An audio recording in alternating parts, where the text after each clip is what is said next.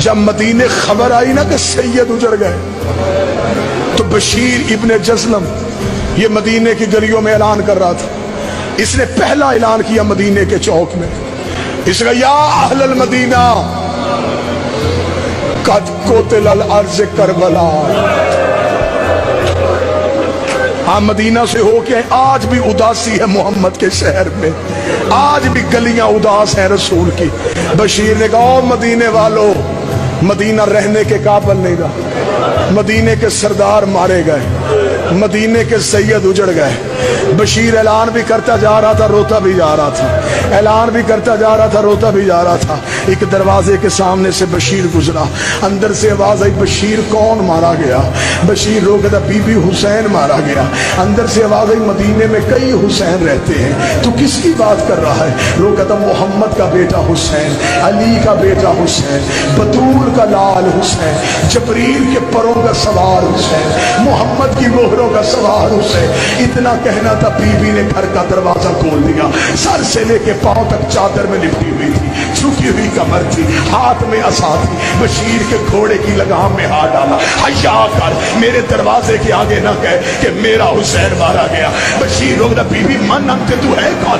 روک دی پردہ کر, میں غازی کی ماں ہوں, عباس کی ماں کا نام آنا تھا. بشیر گھوڑے کی زین سے گر گیا. روک بی بی تجھے تیرے عباس کا پرسا, وہ بھی تجھے تیرے عباس کی تعزیت, بندہ ماتم کرے. روک دی میرا غازی مارا گیا. ہاں بی بی تیرا عباس مارا گیا. روک دی سچ بتا, میرے عباس کو مارنے والی فوج کتنی تھی؟ بشیر کہتا بی بی 9 لاکھ نے تیرا غازی گھوڑے سے گرا دیا. روک دی میں نہیں مانتی, 9 لاکھ سے نہیں گرتا, 9 لاکھ سے نہیں گرتا. بتا جب گرا عباس کو زخم کہا ہے؟ بشیر کہتا بی بی تیرے عباس کے ماتھے میں گرد لگا. کہتی میں نہیں مانتی, عباس علی کا شاگرد تھا, اسے جنگ کا طریقہ آتا تھا. جب اس کے ماتھے میں گرد لگا اس نے ہاتھ سے روکا کیوں نہیں؟ بشیر کہتا ہاتھ ہوتے تو روکتا, تیرے غازی کے ہاتھ کٹ گئے.